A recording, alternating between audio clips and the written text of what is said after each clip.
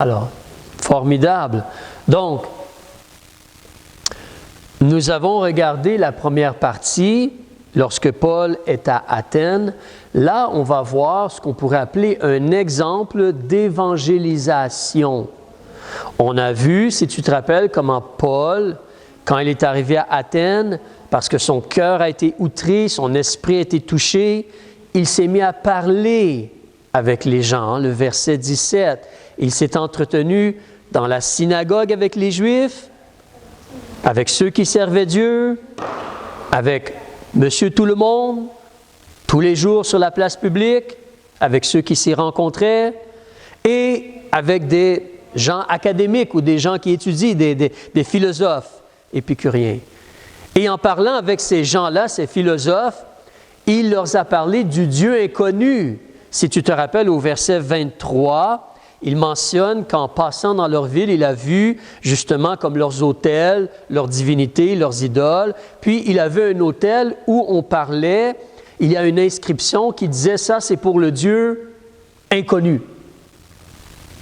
Alors, il veut leur parler de ce Dieu-là qu'eux ne connaissent pas, mais que Paul, dans la grâce de Dieu, a pu connaître. Il veut leur parler de ce Dieu-là, ce Dieu qui est inconnu. Donc, on va regarder cela ensemble. On va regarder ce qu'il a dit et voir ce qu'on peut apprendre un peu de Dieu, ce que Paul veut essayer de faire connaître au sujet de ce Dieu inconnu-là.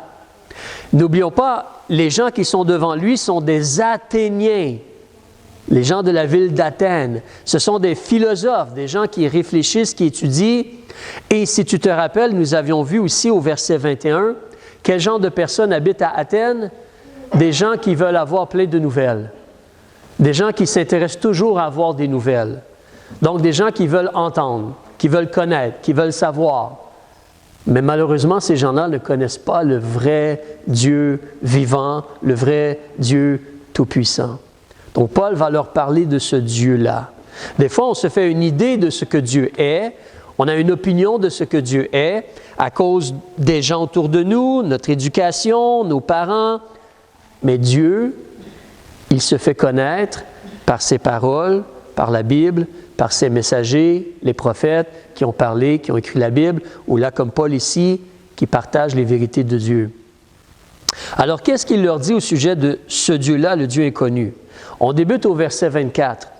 Et je lis, « Le Dieu qui a fait le monde et toutes les choses qui y sont, étant le Seigneur, le Maître du ciel et de la terre. » Donc, il veut leur parler de ce Dieu-là qui est comme unique, qui est tout-puissant, qui, lui, il a tout créé, puis il soutient toutes choses. C'est le Maître, le Seigneur.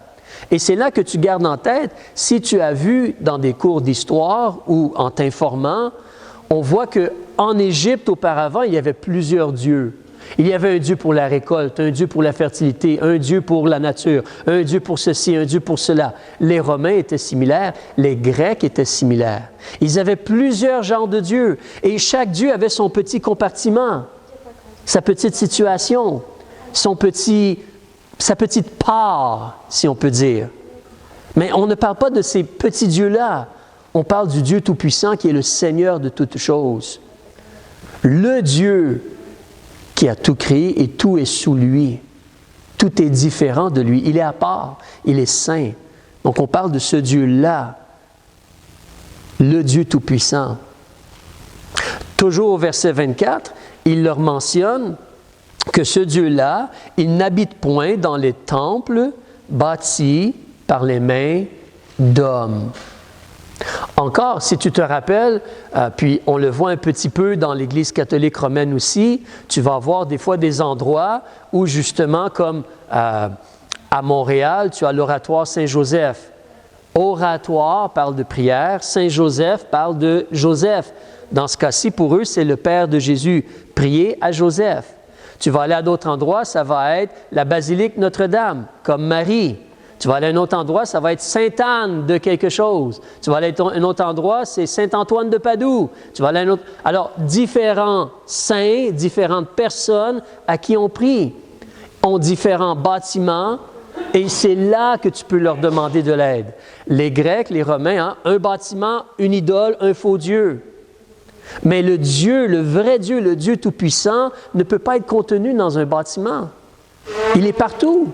Il est différent de ces choses-là. Il est partout. Il ne peut pas être retenu à un endroit. C'est vrai qu'il habite en moi. Je suis né de nouveau. Tu es né de nouveau, il habite en toi. Mais il est partout. Il ne peut pas être contenu. Il est omniprésent. Il est immense. Il est infini.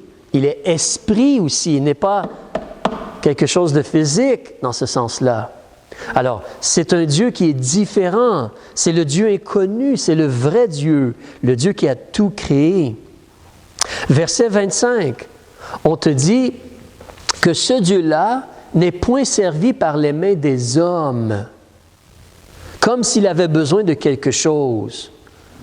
Parce que souvent, dans ces, justement, si tu regardes ces religions-là, souvent on va promener le Dieu. On va voir l'idole, puis on va promener l'idole. L'idole n'est pas capable de se promener. Il y a une histoire que je trouve vraiment triste et drôle en même temps. Dans l'Ancien Testament, tu te rappelles le peuple des Philistins, Goliath c'était un Philistin, mais le peuple des Philistins, ils ont eu une victoire sur Israël et ils doivent envoyer le dire à leur Dieu qu'ils ont eu une victoire. Comme si leur Dieu ne sait pas qu'ils ont eu une victoire. Mais quel genre de Dieu est-ce que c'est? Tu veux avoir un Dieu comme cela? Tu regardes aussi dans la réalité, justement, des choses, même dans l'Église catholique romaine. Ils vont prendre le style, ils vont penser que c'est Dieu. Et là, comme s'ils déplacent Dieu. Et dans le passé, tu dois t'en rappeler, frère, il y avait on se promenait avec justement l'ostentoire, avec les hosties, puis on promenait Dieu dans les rues du Québec. Mais quel genre de Dieu est-ce que c'est? Tu dois le promener, tu dois le déplacer, tu dois le tenir, tu dois prendre soin de lui. Non, le Dieu Tout-Puissant, il n'a pas besoin de main humaine pour le servir.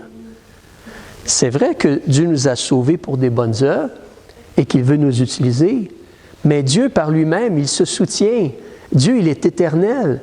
Dieu, il est l'éternel, celui qui est la vie, qui donne la vie, qui se soutient par lui-même et qui est illimité. C'est un Dieu qui est différent, très différent. Donc, il parle de ce Dieu inconnu-là.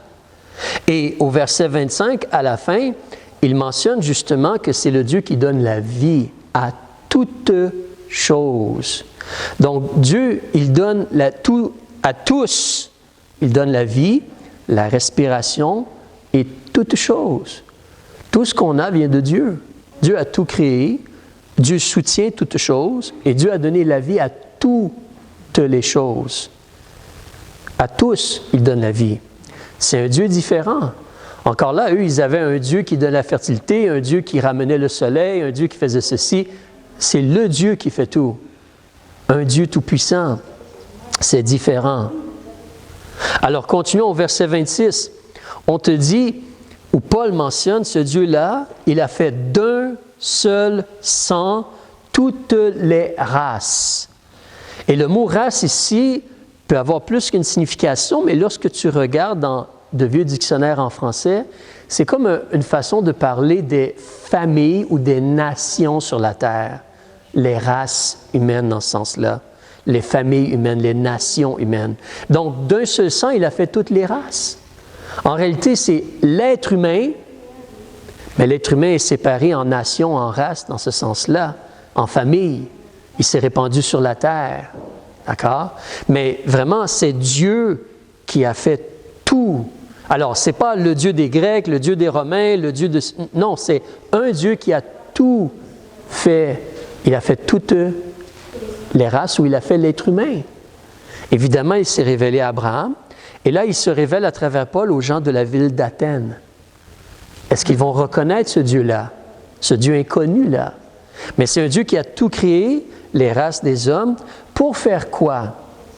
On nous dit qu'il a créé les races des hommes pour habiter sur toute la face de la terre,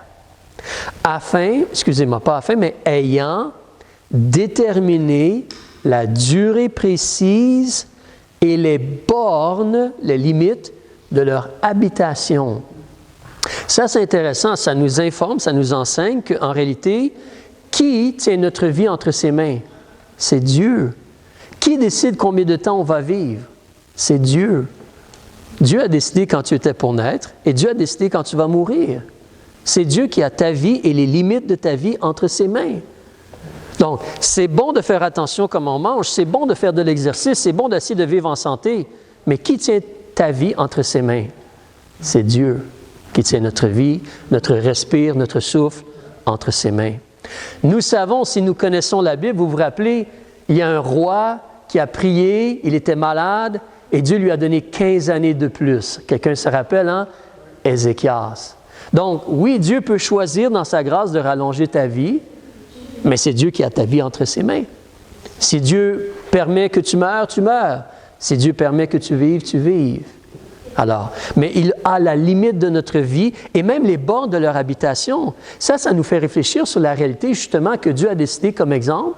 Vous qui connaissez un peu la Bible, Dieu a dit Israël, la nation, la famille Israël, la race Israël, les Hébreux, ça c'est votre habitation, le pays de Canaan. Tu te rappelles de la grande mer, la mer Méditerranée, jusqu'à l'autre mer, l'Euphrate. Et jusqu'à un endroit dans le nord et jusqu'à un endroit dans le sud. Ça, c'est à vous. Et si tu portes attention et tu lis les livres de Moïse, dans les livres de Moïse, Dieu dit, l'autre endroit à côté, je l'ai donné aux descendants de Édom. Et à côté, c'est les descendants d'Amon. Et à côté, c'est pour les Moabites. C'est Dieu qui a décidé qui habitait où. Et donc, quand tu regardes les pays et les races, c'est similaire. C'est Dieu qui décide les limites, en réalité, des choses. Donc, des empereurs se lèvent, des hommes se lèvent qui essaient de faire leur empire, mais qui décide vraiment les limites? Ce n'est pas l'homme, c'est Dieu en réalité. Dieu est au-dessus et Dieu agit et Dieu, c'est lui qui règne. Donc, il décide la durée de vie, il décide les bornes de ton habitation et ainsi de suite. Évidemment, il y a des gens qui essaient de désobéir à Dieu et qui essaient d'aller au-delà, mais ils reçoivent leur salaire aussi. Alors, si l'on continue, verset 27, pourquoi Dieu nous a permis d'habiter sur la terre? Pourquoi on est en vie? Verset 27, c'est pour chercher le Seigneur, pour voir si en le cherchant à tâtons. Tu sais, c'est quoi tâtons? C'est quand il fait noir, là, tu te lèves, puis tu fais attention. Donc, il y a quelques semaines, chez moi, dans mon sous-sol, il n'y a pas beaucoup de fenêtres dans mon sous-sol. Et les fenêtres sont pour les chambres à coucher, généralement. Et donc, je me levais dans la nuit et j'avançais. Je savais qu'il y avait une colonne. Je sais qu'il y a une colonne. Donc, j'avançais, puis je ne voulais pas frapper la colonne. N'est-ce pas? Je mettais ma main devant moi. Et je ne l'ai pas frappée non plus. Mais, alors, on est là et on cherche le Seigneur pour voir si en la cherchant à tâtons, il le trouverait. Quoiqu'en réalité, il n'est pas loin de chacun de nous. C'est merveilleux de lire cela parce que ça nous démontre en réalité plusieurs choses. Premièrement, Dieu se soucie vraiment de chacun, de tous les individus, tous les êtres humains sur la terre. Peu importe qui tu es, peu importe dans quel pays, de quelle race, nation, famille tu es, Dieu se soucie de toi. Dieu est proche de toi.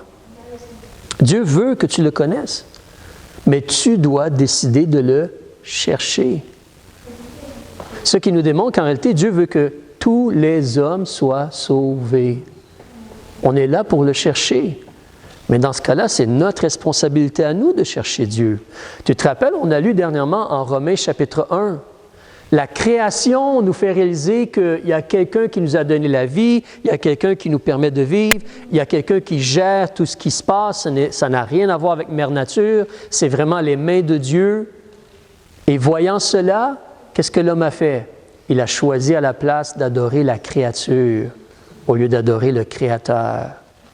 Donc, il n'a pas voulu chercher Dieu. Il s'est limité à se satisfaire lui-même. Ça, c'est mauvais. Mais techniquement, l'homme pourrait chercher Dieu et le connaître. Comme là, les Athéniens, ils se font présenter le vrai Dieu. Ils sont responsables. Que vont-ils faire devant cette information-là? Donc, il continue ensuite au verset 28, « Car en lui, nous avons la vie, comme on a vu, le mouvement et l'être, comme l'ont dit aussi quelques-uns de vos poètes, car de lui, nous sommes aussi la race.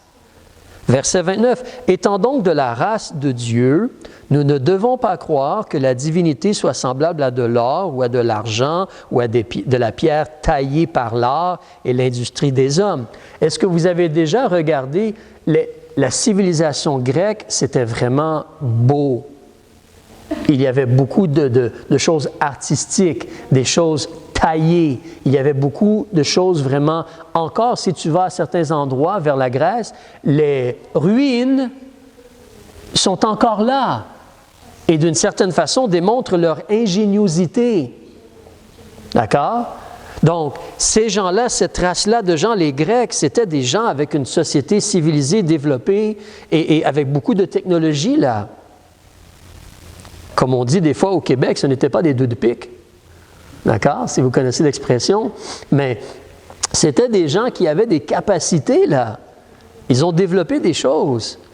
Mais Paul essaie de leur faire comprendre. Parce que qu'est-ce que les Grecs faisaient? Une belle statue, bien représentée avec de l'or dessus. C'est beau à voir. Mais ce n'est pas Dieu, ça. C'est des choses que tu as fait avec tes mains. C'est des choses que toi, tu as créées, formées et fondées et placées ensemble. Donc, si on considère Dieu, le vrai Dieu, le Dieu inconnu, comment il est ce Dieu-là? En réalité, si nous, on est de la race de Dieu, et là, le mot race ici, c'est dans le sens qu'on est comme la progéniture de Dieu. C'est-à-dire que Dieu nous a créés quoi? À son image. Alors, comment est l'être humain? L'être humain n'est pas juste quelque chose formé puis embelli avec de l'or. L'être humain est esprit et vie. Ces choses-là ne bougent pas, ne parlent pas et ne font rien. Elles paraissent bien, c'est tout. Mais, alors, si nous, les êtres humains, nous sommes à l'image de Dieu, Dieu est esprit et vie, Dieu a une volonté. C'est différent. Donc, arrêtez d'imaginer ou d'imager ou de représenter Dieu avec ces choses-là. Réfléchissez, ça n'a rien à voir avec Dieu, ce matériel-là. Dieu n'est pas comme cela. C'est pour ça que tu ne peux pas voir Dieu comme cela ou le toucher. Il est esprit et vie. Il t'a donné la vie. C'est différent. Donc, c'est un autre Dieu. Mais il leur parle de tout cela. Alors, Paul, on voit, il est en train de leur faire connaître un Dieu inconnu. Mais ce Dieu-là, ce Dieu vraiment qui est tout-puissant, ce Dieu vraiment qui ne peut pas être limité au contenu, ce Dieu qui n'a pas besoin des êtres humains pour le servir, il se soutient par lui-même. Ce Dieu qui a donné la vie à toutes choses pour qu'ils puissent le connaître vraiment. Ce Dieu-là qui est vie et esprit, comme je dis. Donc, là, si on regarde un peu plus du côté de M. Paul en tant que tel, Paul est en train d'agir et parler à ces gens. Et ça, c'est un exemple pour toi et moi. Tu peux aller en Grèce si tu veux. Tu peux essayer de parler avec des gens à Athènes. Peut-être qu'ils vont t'amener. Tu te rappelles la photo l'autre fois que je t'avais montré, l'image sur le téléviseur que je t'avais montré? Peut-être ils vont t'amener justement à l'Aréopage. Puis peut-être tu pourras leur témoigner toi aussi.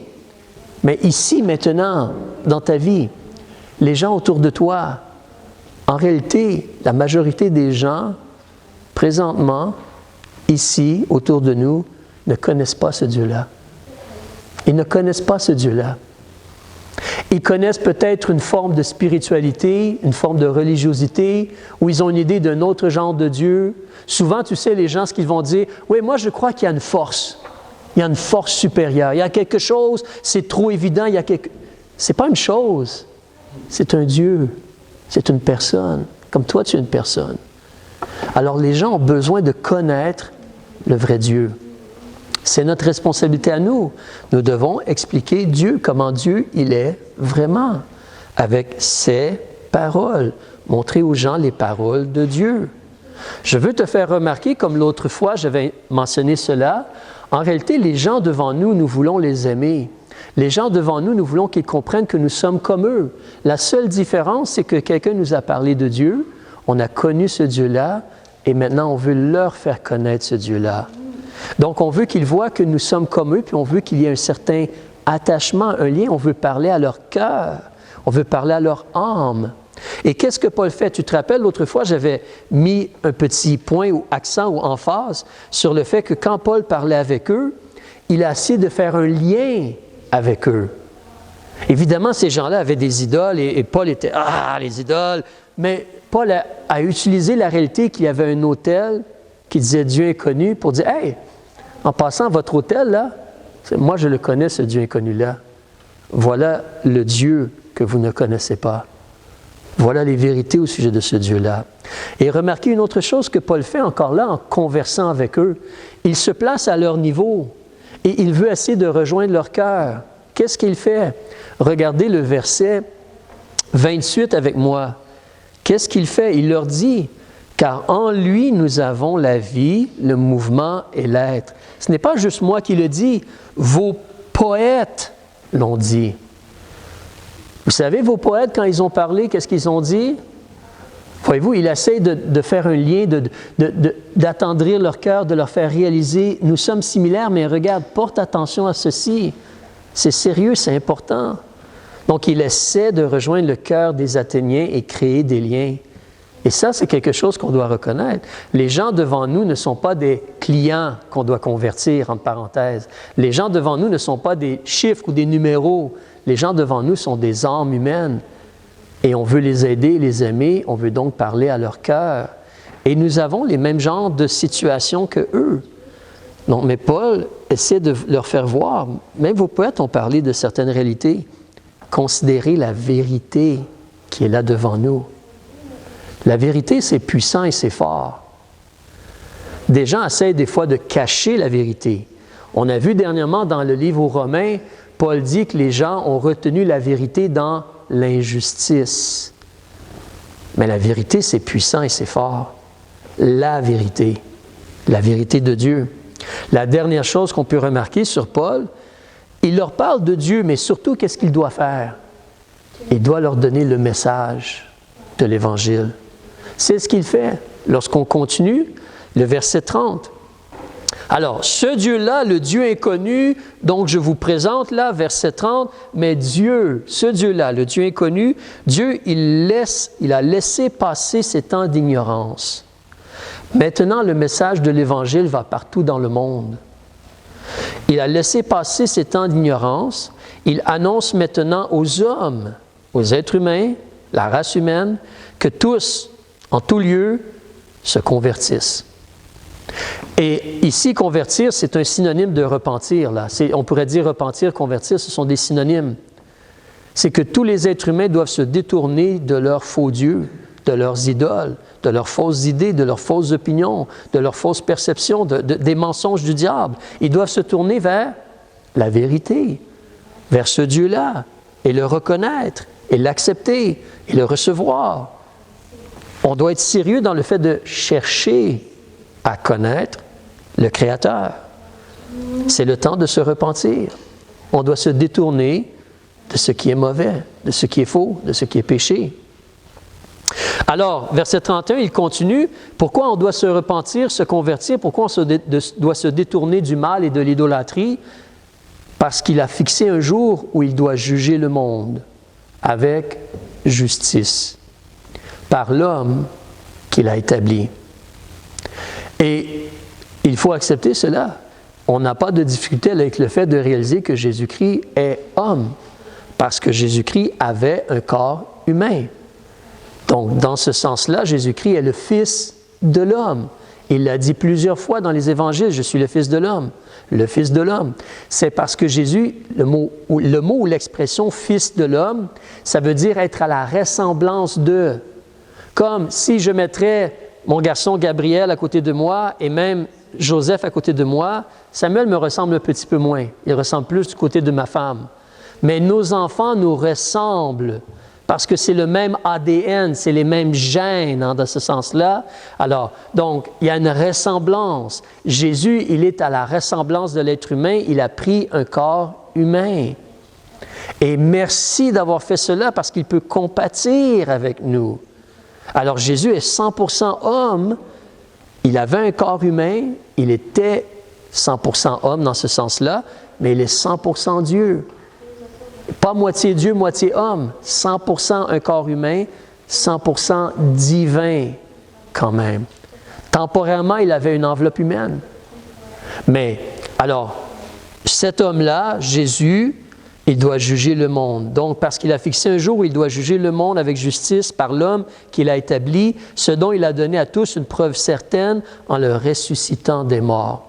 N'oubliez pas pourquoi Jésus est ressuscité. Est-ce que quelqu'un se rappelle? Romains chapitre 4, verset 25 nous dit qu'il est ressuscité pour notre justification. On parle de jugement. Comment peux-tu être justifié devant Dieu? C'est seulement par la résurrection de Jésus-Christ. Donc, il donne le message de l'Évangile ici, en réalité. Peut-être un peu différemment que toi et moi on ferait, mais il donne le message de l'Évangile à ces Athéniens-là, à ces hommes-là de la ville d'Athènes, ces gens-là de la ville d'Athènes. Et il leur dit, vous avez une décision à prendre. C'est ce que toi et moi on doit faire aussi. OK, Paul, donc, il a présenté ce Dieu-là. Paul, donc, il leur donne l'Évangile. Maintenant, considérons les gens athéniens, spécifiquement les philosophes qui l'ont amené sur, justement, l'aréopage pour parler avec lui. Mais qu'est-ce qu'ils font? Ces hommes-là, maintenant, ils entendent. Ils ont entendu. Ils sont sans excuse. Maintenant, ils devraient se repentir, se convertir. Ils devraient faire cela. Ces hommes-là, en tant que tels, ils doivent reconnaître Dieu, le Dieu inconnu, le plan de Dieu, le Messie, cet homme-là qui est venu, qui est mort pour nous. Ils devraient reconnaître cela. Garde ton doigt ici, avance avec moi dans 1 Corinthiens chapitre 1. Nous avons touché cela l'autre fois, mais 1 Corinthiens chapitre 1, s'il vous plaît. On va terminer bientôt. 1 Corinthiens chapitre 1. Différents êtres humains, différentes races, différentes nations, différentes familles d'êtres humains réagissent différemment à l'Évangile. Tu as peut-être remarqué que dans certains pays, les gens écoutent plus le message de l'Évangile que dans d'autres pays. Mais qu'est-ce qu'on nous dit ici? On nous parle de deux nations différentes, les Juifs ou les Grecs. Paul et les Juifs, là il parle à des Grecs. Mais on te dit ici au verset 21 du chapitre 1, à la page 232, chapitre 1, verset 21. « Car tandis que le monde, par cette sagesse, la sienne, n'a point connu Dieu dans la sagesse de Dieu, il a plu à Dieu de sauver les croyants, ceux qui vont croire. Comment il les sauve? Par la folie de la prédication. Parce que l'Évangile est prêché et les gens croient la prédication de l'Évangile, les gens sont sauvés. » Verset 22. Tandis que les Juifs, qu'est-ce qu'ils demandent? Vous vous rappelez? Qu'est-ce que les Juifs demandent? Des signes. Les Juifs demandent des signes, des miracles. Mais les Grecs, eux, qu'est-ce qu'ils font? Ils cherchent la sagesse. Eux, ils veulent comme, c'est cérébral. Eux, ils veulent une vérité, une réflexion, une sagesse. Et c'est là que Dieu dit, verset 23, « Nous prêchons, nous expliquons, nous disons Christ, ce qu'il a fait, pourquoi il l'a fait, comment il a payé la rançon, comment lorsqu'on a désobéi, on doit être puni, c'est la justice. C'est simple, c'est vraiment simple. Avez-vous remarqué que dans environ n'importe quel pays dans le monde, lorsque quelqu'un brise la loi, il doit être puni? C'est universel, c'est la justice. C'est simple à comprendre, mais le cœur humain a de la difficulté à se soumettre à la justice de Dieu. Pour différentes choses. Dans certains cas, il ne veut pas admettre qu'il a fait le mal. Dans d'autres cas, il veut penser qu'il est une bonne personne. Mais Dieu, donc, il dit, nous prêchons Christ. Christ crucifié, c'est un scandale pour les Juifs. Cela les fait trébucher. Pour eux, le Messie devait être le roi, le maître. On va en parler tantôt dans le sermon. Mais il est crucifié à la place. Il est abaissé et rejeté. Alors, il est un scandale pour les Juifs, mais il est quoi pour les Grecs? Quel est le mot avec la lettre F? Un mot de 5 lettres. Alors, nous prêchons Christ crucifié, scandale pour les Juifs, et quoi pour les Grecs? Quelqu'un peut m'aider dans le verset? Folie.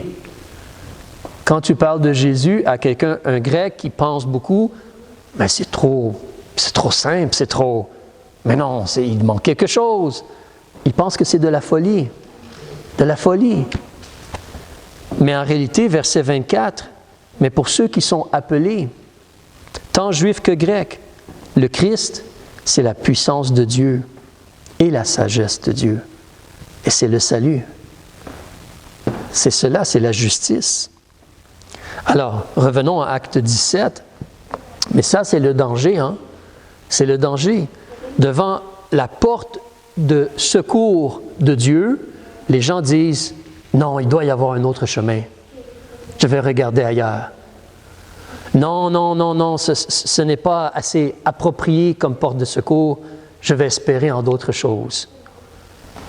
Et les gens rejettent. Justement, tu peux voir ici, qu'est-ce qu'ils ont fait les gens. Si tu reviens à Acte 17, on termine, verset 32. Donc, Paul dit, en résurrection des morts, revenir à la vie. Verset 32. Quand ils ont entendu parler de résurrection des morts, les uns se sont moqués. Et les autres ont dit, « OK, on va en reparler plus tard, s'il te plaît. Laisse-moi tranquille pour l'instant. Je ne suis pas intéressé à ces choses-là. » Alors, les gens font un choix, malheureusement. C'est important de réaliser, donc, toi et moi, notre travail, c'est quoi? Notre travail, c'est d'expliquer qui est Dieu, de faire connaître Dieu aux gens. Notre travail, c'est de donner le message de l'Évangile. Et évidemment, comme Paul, on le fait avec cœur, on le fait avec conviction, on le fait avec hardiesse, on le fait avec prière, on le fait avec l'aide de l'Esprit de Dieu. Je vais répéter cela. Lorsqu'on parle, on veut parler selon les paroles de Dieu, demandant l'aide de l'Esprit de Dieu, avec cœur, avec amour, avec conviction, avec hardiesse. C'est la vérité. Il y a une sincérité, hein? Il y a une passion, puis il y a un amour pour la personne. On ne veut pas juste montrer à la personne qu'on en connaît plus que lui. On veut aider la personne à connaître la vérité, à être gagné pour la vérité. N'oubliez jamais une chose, la personne devant vous, elle est mélangée présentement. Qui l'a mélangée? Qui l'a aveuglée? Qui l'a trompée?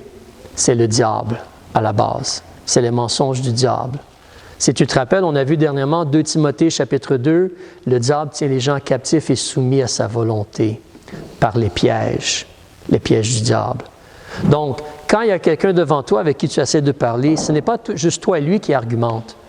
En réalité, spirituellement, il est aveuglé. Le combat premier, il est spirituel. Il est spirituel. Donc, ne te fâche pas nécessairement contre la personne, mais prie que Dieu éloigne le diable et éclaire la personne. Que Dieu, dans sa miséricorde, éclaire la personne. Mais la réalité, elle est là. Donc, nous allons parler à des gens comme Paul ici. Est-ce qu'il a prêché un bon sermon? Paul ici, est-ce qu'il a bien parlé aux gens? Paul ici, est-ce qu'il a bien fait son travail? Si tu aurais à voter là, on lui donne une note à Paul, d'accord? 1 sur 5 peut-être, ou en pourcentage. 75, 80, 85, qu'est-ce qu'il a? 95%, qu'est-ce qu'il a? Une note A+, B+. Et il a bien fait son travail, n'est-ce pas? Amen? Il a bien fait son travail. Est-ce que les gens ont voulu se convertir? Non. Est-ce que les gens ont voulu croire? Non. Est-ce que les gens lui ont dit d'aller ailleurs? Est-ce que les gens lui ont dit de fermer sa bouche? Est-ce que les gens se sont moqués de lui? C'est là que tu dois réaliser que ne prends pas cela trop personnellement. 1. 2. Cela peut se produire, ça s'est produit pour Paul, même pour Jésus. Alors, il nous faut faire attention. Par l'aide de Dieu, demeurer humble et stable et réaliser, nous ne sommes que des ouvriers, des serviteurs. Mais tous les gens ne vont pas croire. C'est la réalité. Cependant, si tu continues, 2 dernières choses. Verset 33. Qu'est-ce que Paul a fait quand les gens n'ont pas cru? Est-ce qu'il leur a crié des bêtises? Est-ce qu'il a lancé des pierres? Qu'est-ce qu'il a fait? Il est juste allé ailleurs. Il est sorti du milieu d'eux. Faisons attention à notre cœur. On ne va pas haïr les gens qui nous rejettent ou qui se moquent de nous ou qui rejettent le message de Dieu. Nous avons des émotions, nous avons un cœur, mais nous devons apprendre à être, comme on a vu, nous devons ajouter 7 choses à notre vie. L'un d'entre eux, c'est la tempérance, se contrôler. Mais Paul, il a juste été ailleurs, il est sorti du milieu d'eux, va parler à quelqu'un d'autre. Combien d'habitants il y a sur la terre? Est-ce qu'un jour tu vas arriver à un endroit où tu as parlé à tout le monde? Non! Peut-être le village de Clarenceville, on peut tout faire en 1 an, mais sérieusement, il y a tellement de gens sur la terre, va parler à quelqu'un d'autre. Et prie pour cette personne-là. Peut-être tu vas pouvoir lui reparler dans quelques mois. Et peut-être à ce moment-là, son cœur va être plus tendre. Tu ne sais pas. Et la dernière chose, au verset 34, il y a une belle surprise. Même si la majorité des gens lui ont dit « Ha ha », même si la majorité des gens lui ont dit « Non, non, c'est beau, arrête de parler, va-t'en ». Au verset 34, on te dit qu'il y en a eux, cependant, quelques-uns. Nous savons que dans d'autres villes, c'était des multitudes, n'est-ce pas? Tu te rappelles, la ville d'Antioche, une multitude s'était convertie. Actes chapitre 11. Mais ici, on te dit quelques-uns. C'est du pluriel, mais c'est quoi quelques-uns? Combien de billets de dollars tu as dans ton portefeuille? Une multitude ou quelques-uns? C'est quoi quelques-uns? Ce n'est pas nécessairement beaucoup, n'est-ce pas? Alors, quelques-uns se sont joints à lui. Je vais reparler plus tard de se joindre à lui, mais des gens qui ont cru. Entre autres, on te parle de monsieur qui s'appelle Denis. Ça, c'est le nom de mon papa. Mais Denis, juge de l'Aréopage. Il a cru. Je prie que mon père croie. Et une femme nommée Damaris. Peut-être qu'ils n'étaient pas mariés, ces deux personnes sans lien, mais Denis et Damaris et d'autres, pluriel, avec eux. Mais ça ne semble pas être une grande quantité. Ça, c'est la ville d'Athènes. Donc, d'être en minorité est une réalité qu'on voit dans les écrits de Dieu. Oui, des fois, il y a des multitudes comme à Antioche, mais c'est très possible qu'il y ait une minorité. C'est là que lorsque toi et moi nous parlons, souvent tu vas entendre des gens dire « Mais si une personne croit, ça valait la peine. » Amen. Si une personne se convertit, ça valait la peine. Si une personne se tourne vers Jésus, ça vaut la peine. Mais la réalité, c'est cela. Alors, ça, c'est la ville d'Athènes. Mais nous n'habitons pas à Athènes. Nous ne parlons pas nécessairement aux Grecs. J'ai rencontré des Grecs dans ma vie. J'ai mangé de la nourriture grecque. J'ai parlé un peu avec certains gens qui étaient d'origine grecque. Mais nous ne sommes pas en Grèce. Nous sommes ici au Québec. Mais ces choses-là sont similaires pour toi et moi. C'est un exemple d'évangélisation. Donc, il nous faut repenser à ceci et essayer d'appliquer ceci dans notre vie. Essayer par l'aide de Dieu d'agir selon. Et si quelques-uns croient, gloire à Dieu. Si une multitude croit, gloire à Dieu. Moi, j'aime bien la multitude, amen. Mais si quelques-uns croient, gloire à Dieu. Alors, on va prier, Père. Merci pour l'exemple d'évangélisation ici.